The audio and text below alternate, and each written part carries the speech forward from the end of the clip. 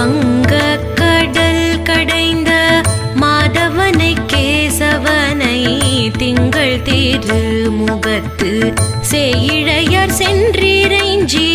அங்கப்பறை கொண்ட ஆற்றை அணி புதுவை பைங்கமல கண் தெரியல் பட்டர்பிரான் கோதை சொன்ன சங்கத்தமிழ் மாலை 30 தப்பாமே இங்கே இப்பரிசூரை பார் 2 மால்வரை தோள் செங்கண் திருமுகத்து செல்வ